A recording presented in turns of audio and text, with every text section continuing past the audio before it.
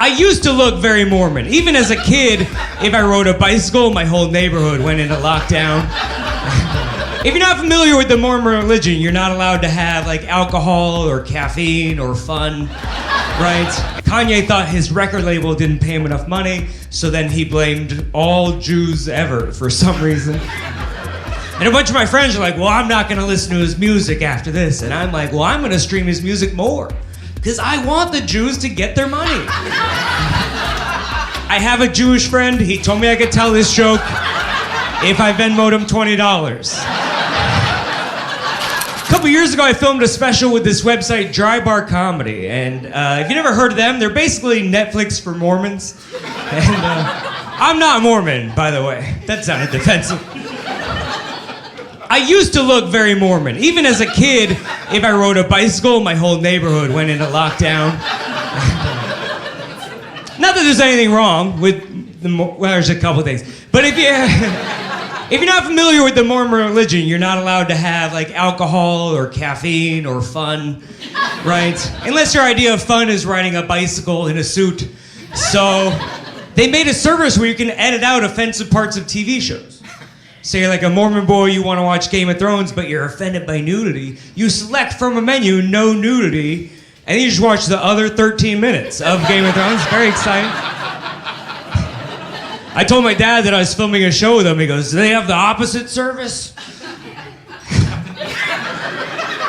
I was like, I think that's just porn, Dad. I don't know. How much dialogue is there to skip? Here's your pizza. Boring. Fast forward, let's see some tits. Dry Bar ended up getting sued by Disney for $60 million, because check this out. You're not allowed to take people's movies and edit them and then charge people to watch it. Who would have seen that coming?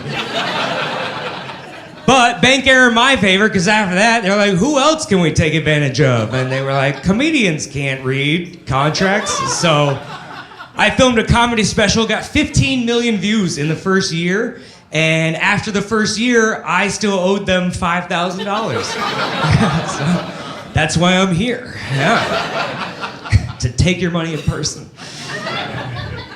That whole situation kind of makes me feel bad for Kanye.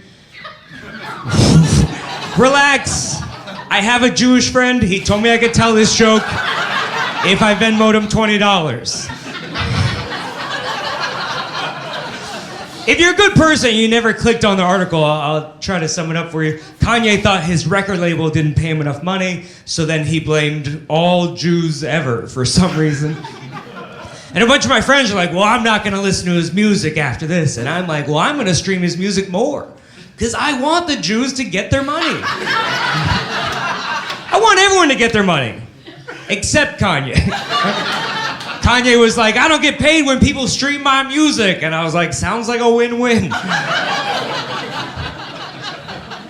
Kanye's former manager was a guy named Scooter Braun, who you might recognize from his previous work, such as fucking over Taylor Swift and a bunch of other artists. And I can't believe Kanye decided to hate a whole group of people based on the actions of one person, and it wasn't just dudes named Scooter.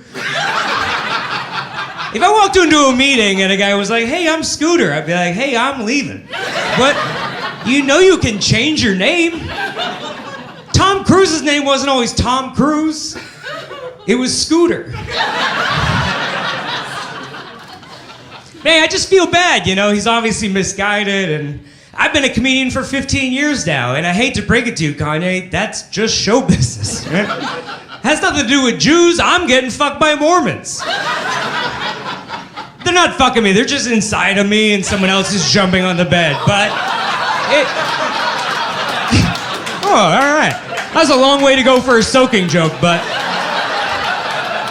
I'm glad there was a climax at the end. I have a friend who's 21 years old, because I'm hip and I'm cool.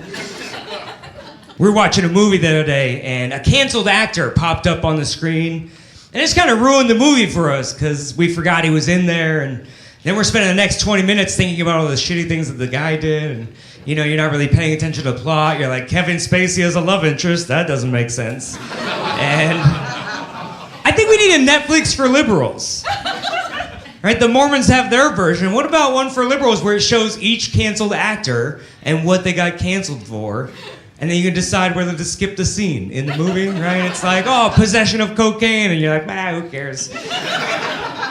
Jerked off in front of a girl in his trailer. Oh, it's a really good movie, though. Voted Republican once in 1984. Fuck that! Take away his family! He doesn't deserve to live.